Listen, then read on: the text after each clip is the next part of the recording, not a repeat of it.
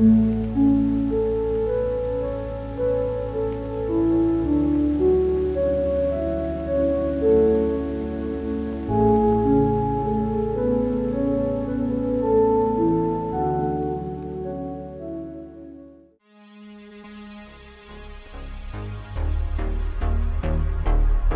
meio a um cenário de nostalgia, Stranger Things parece ser um refúgio. Quase que um mundo perfeito para nós que queremos fugir da atualidade fria e cruel. É como se naquele tempo nenhum dos problemas que enfrentamos hoje existisse. Mas esse é o maior erro. A gente acha que os problemas vêm de fora, do governo, da economia, mas quase sempre eles vêm de dentro. Vem das escolhas que fazemos. Então, não importa a época que você esteja vivendo, tudo depende apenas das suas ações.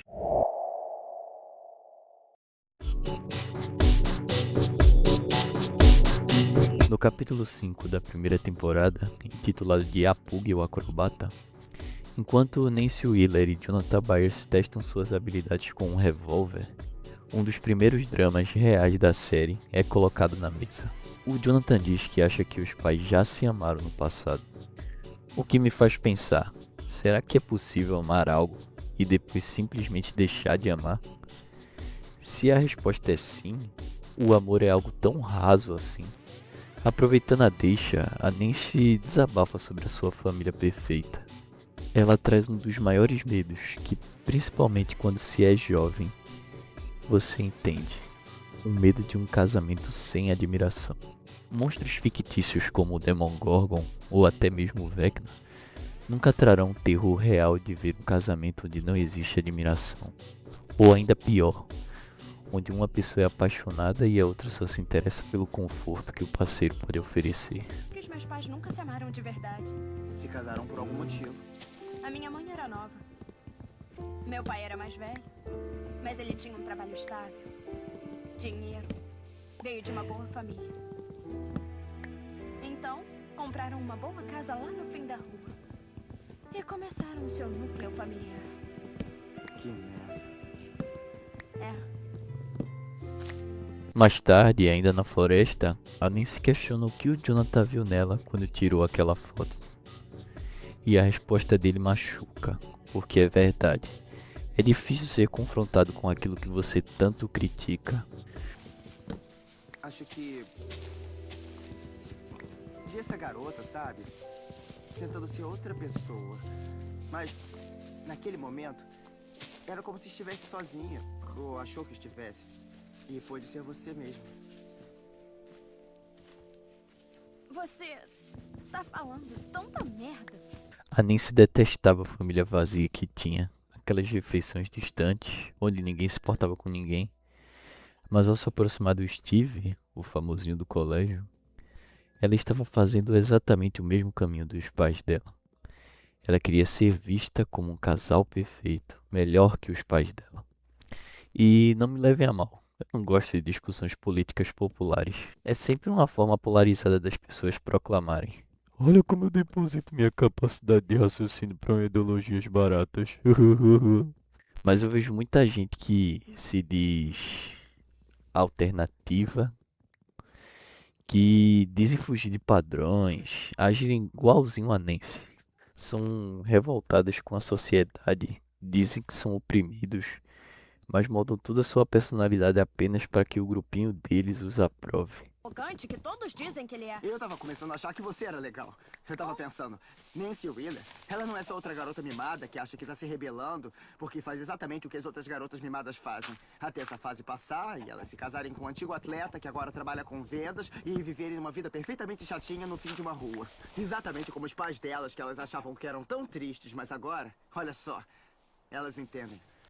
No final, não importa se você é conservador ou desconstruído de internet. Se você vive buscando aceitação e status, você é apenas alguém sem personalidade. E sinceramente, eu tenho um repulso dessa necessidade de se sentir especial.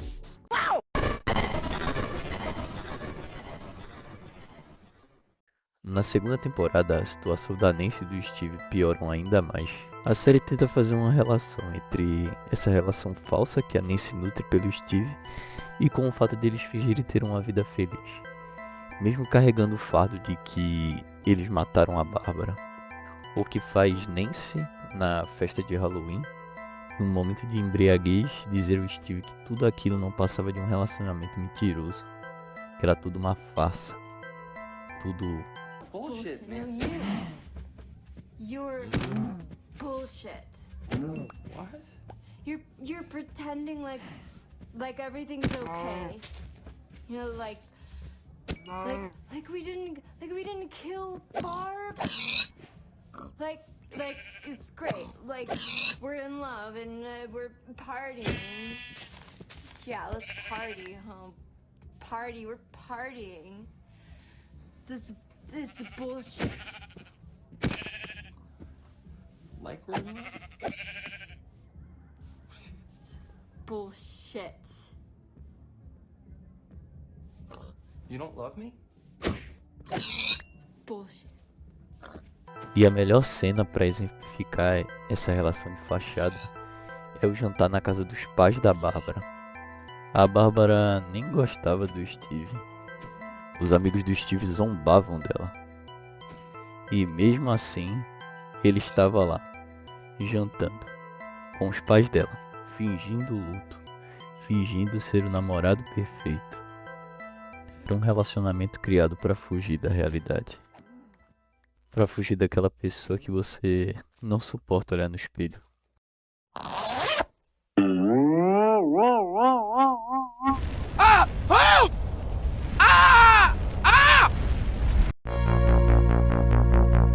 Mas se Nancy é o medo, a mãe dela é a realidade. No último capítulo da segunda temporada, vemos a senhora Wheeler lendo um livro de romance chamado Hearts of Thunder. Na capa, um homem musculoso que lembra muito Billy Hargrove. Então, por que uma mulher casada se refugia em histórias fictícias? A cena seguinte responde. Bom, para quem não lembra, nesse momento, Billy estava procurando sua irmã Max, depois que o pai dele mostrou que ele é só um garoto mimado e mandou que ele fosse cuidar da irmã dele. E naquele momento, pelos seus familiares, não se sabia onde estavam. E após falar com a mãe do Lucas, ele descobre que o ponto de encontro dos garotos era a casa da senhora Wheeler. Então, quando Billy toca a campainha da casa dos Wheelers, Karen grita para o marido atender a porta. E ele, como sempre, está cochilando na poltrona, indiferente, morto em vida. Então Karen, obrigada a abrir a porta, se depara com Billy. Billy não era apenas só um garoto. Ele era o sonho de uma mulher que quer se sentir viva de novo. Ele a trata como alguém especial, não só como um simples móvel de casa. E na terceira temporada, isso chega ao limite. O Billy a convida para aulas de nado. A Karen se arruma, passa batom, pronta para sair. Mas quando ela está prestes a sair, ela vê o marido dormindo com a filha pequena no colo. E aqui ela toma uma decisão que, na minha opinião, demonstra uma maturidade rara hoje em dia. Ela nega a própria felicidade pelos filhos. Hoje em dia se prega muito uma visão individualista.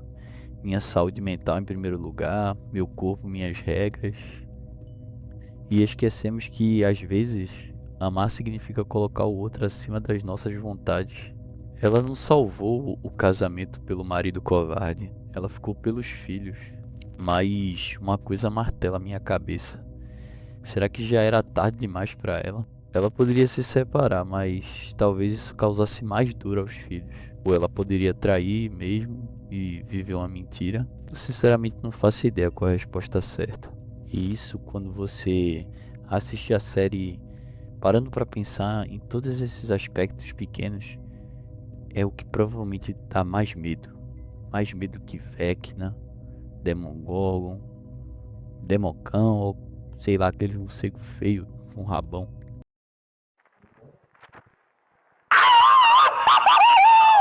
O arrependimento de escolhas que não tem mais volta. O terror de estar preso a alguém apenas pelo conforto, sem completude real. Ainda mais pra frente nessa temporada, quando a Nancy perde o emprego por tentar investigar a verdade sobre a epidemia dos ratos. Basicamente vemos a conversa na cozinha que basicamente fecha todo esse drama de mentiras e arrependimentos. A Nancy se sente culpada, principalmente porque os erros dela acabam prejudicando o Jonathan. Mas revendo essa cena agora, eu percebo que ela é sobre aceitação da derrota e principalmente esperança. A Karen Wheeler admite que mudou a sua vida para atender às expectativas dos outros e que agora talvez realmente seja tarde para ela. Ela escolheu o caminho fácil e seguro e se julga todos os dias por isso. As pessoas dizem que você não consegue, que não deve, que não é esperto bastante, não é bom bastante. Esse mundo, ele te bate de novo e de novo, até que uma hora a maioria das pessoas só para de tentar. Mas essa cena não é só triste. É o momento que a mãe diz pra filha: não seja como eu. Mesmo que a Karen tenha perdido a própria luta, ela passa vontade de lutar pra Nancy. Ela diz que se a Nancy acredita em algo, ela não pode desistir. No final de tudo, toda essa mensagem que a série quer passar não é só sobre o romance. É sobre a própria vida, porque status e bens materiais na hora da morte não significam nada. O que importa mesmo é se você teve a coragem de viver de verdade.